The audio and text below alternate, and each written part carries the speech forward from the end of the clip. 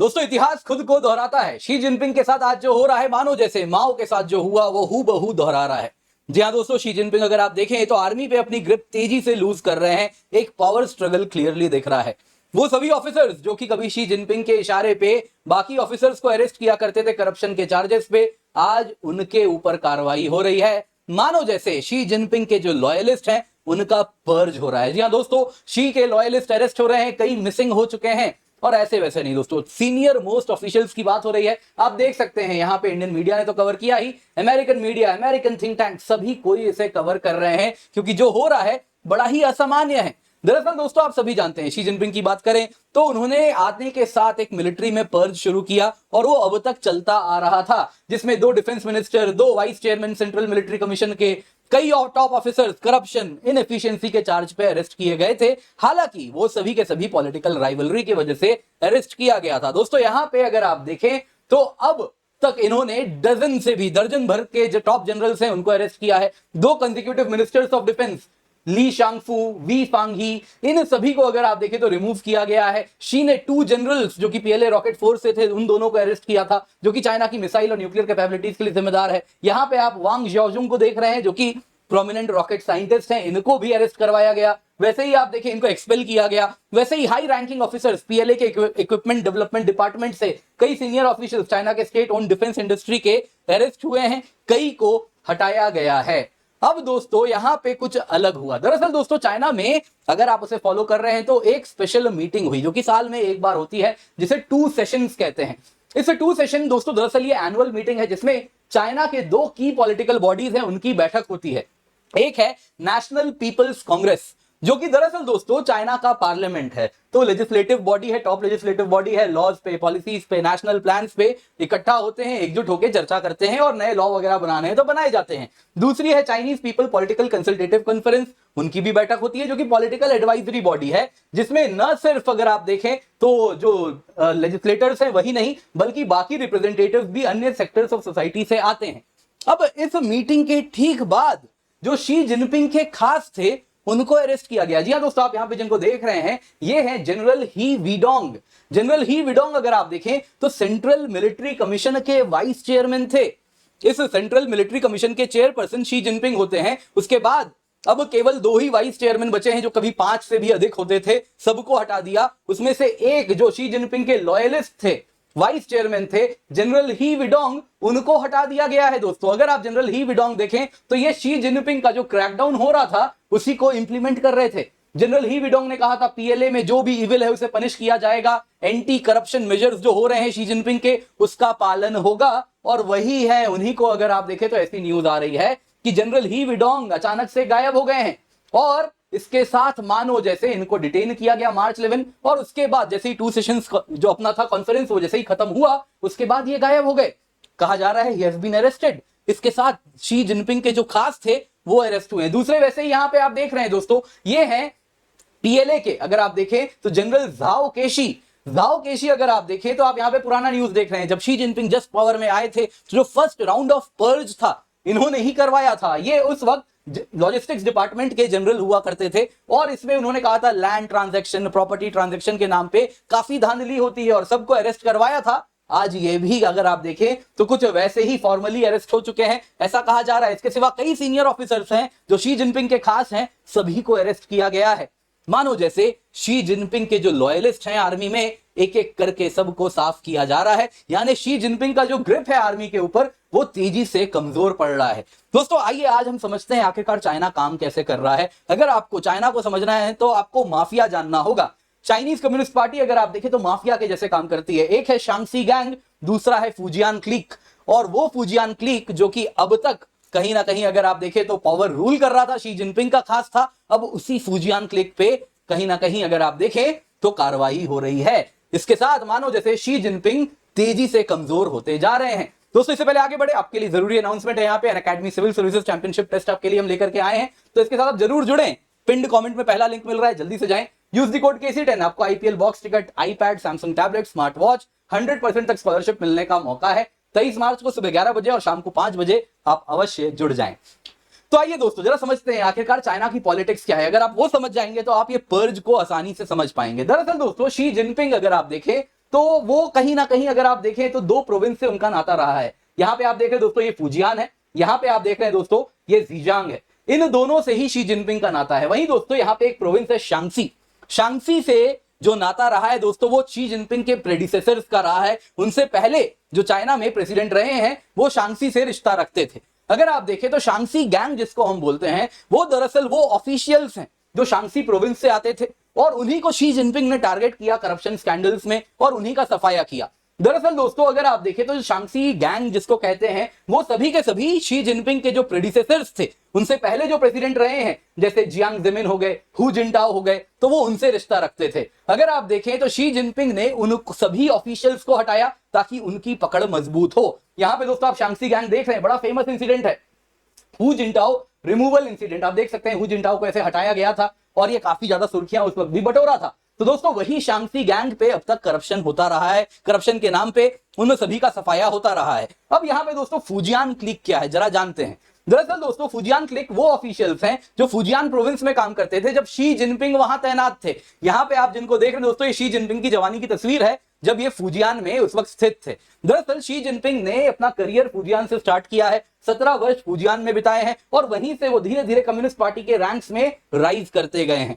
दरअसल दोस्तों यहां पे अगर आप देखें तो इन्होंने 1985 टू 2002 फुजियान में काम किया। उसके बाद दोस्तों बड़ा अच्छा काम किया तो इनको ज़ीजियांग भेजा जाता है। फिर ज़ीजियांग में जब वो जाते हैं तो वहां पे जाके भी काफी अच्छा खासा काम करते हैं और नेटवर्क बनाते हैं। तो इस वजह से वो सारे ऑफिशियल्स जो फुजियान में उनके साथ जुड़े थे उन सभी को वो सेंटर में ले आते हैं अपने पास। और वो सारे ऑफिशियल्स जो शी जिनपिंग के लॉयल थे उनको फुजियान क्लिक कहा जाता है। वैसे ही ज़ीजियांग क्लिक है दोस्तों, ये भी शी जिनपिंग के लॉयलिस्ट है लेकिन ये उतने मजबूत नहीं है क्योंकि जाहिर सी बात है उन्होंने टाइम बड़ा कम स्पेंड किया है ज़ीजियांग में। और इस वजह से अगर आप देखें तो यहां पे पावर टसल चलता है शांगसी गैंग और फुजियान क्लिक के बीच में। फुजियान क्लिक जो है वो सारा का सारा पावर होल्ड करता है, यही पावर होल्ड करते हैं क्योंकि शी जिनपिंग के खास हैं। और शांगसी जो पुराने प्रेसिडेंट के लॉयलिस्ट थे उनको एक एक करके हटाया जाता है। तो अब तक दोस्तों अगर आप देखें तो जितना भी पर्ज हुआ है वो सभी का सभी शांगसी गैंग के खिलाफ हुआ है, लेकिन अब फुजियान क्लिक के ऊपर पर्ज शुरू हो चुका है। दरअसल आप अगर देखें तो जो करंट पर्ज चल रहा है जो मैंने आपको बताया वो सब केवल वो तो हाई प्रोफाइल अरेस्ट है, इसके सिवा कई वेस्टर्न थिएटर कई अन्य अरेस्ट हुए हैं। Western theatre command deputy commander, multiple Fujian based general, उन सभी को डिटेन कर लिया गया है। Senior figures eastern theatre navy commander, deputy director CMC science and technology committee, director of military affairs office, उन सभी का सफाया किया गया है जो सभी के सभी शी जिनपिंग के लॉयलिस्ट थे। इसके सिवा अगर आप देखें तो ये बड़ा सिग्निफिकेंट है क्योंकि ये दिखा रहा है शी जिनपिंग के जो खास लोग हैं जिसके द्वारा वो रूल कर रहे थे वो सभी धीरे धीरे पावर से हटते जा रहे हैं।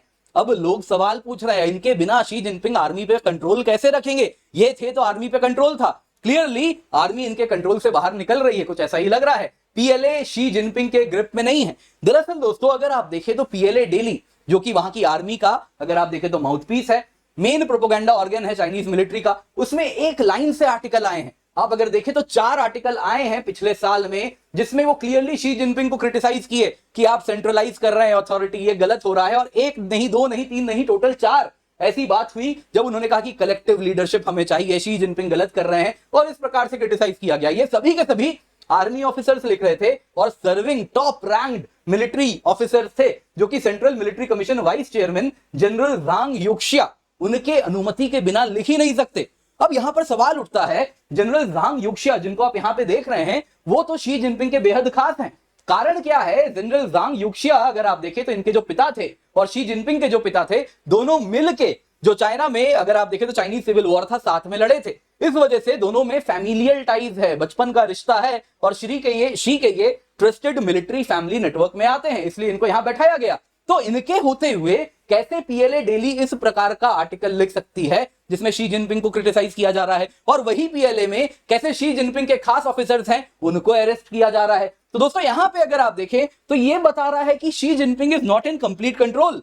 चाइनीज मिलिट्री या तो ऐसा हो रहा है कि अगर आप देखें तो कहीं से भी शी जिनपिंग के आदेश का पालन तो नहीं कर रही है। दोस्तों यहां पे आप अगर देखें तो जनरल ज़ांग युक्शिया के साथ जो कहा जा रहा है, जिनको आप यहां पे देख रहे हैं जो कि बड़े खास थे शी जिनपिंग के बचपन का, जिनके साथ रिश्ता रहा है, तो इनको भी कहीं ना कहीं अगर आप देखें तो शी जिनपिंग ने नाराज किया है। हालांकि रिमूव नहीं हुए हैं लेकिन इनके जो खास ऑफिसर थे उनको रिमूव कर दिया गया। शी जिनपिंग को यह खतरा लगा कि कल को ये ज्यादा पावरफुल ना हो जाए तो इनके खास लोगों को हटाया गया और इस वजह से वो बेहद नाराज हैं। और इसलिए अगर आप देखें तो अभी रिसेंटली इन्होंने एक कई मीटिंग्स अटेंड करवाए 2024 के एंड में, जिसमें सीनियर पीएलए ऑफिसर्स आए, लेकिन शी जिनपिंग नहीं आए, उनके बिना कुछ खिचड़ी पकाई गई है। स्पेकुलेशन ये हो रहा है ज़ांग युक्शिया नाराज हैं कि आपने कैसे मेरे खास लोगों को हटा दिया, और इस वजह से वो अब पावर फ्लेक्स कर रहे हैं।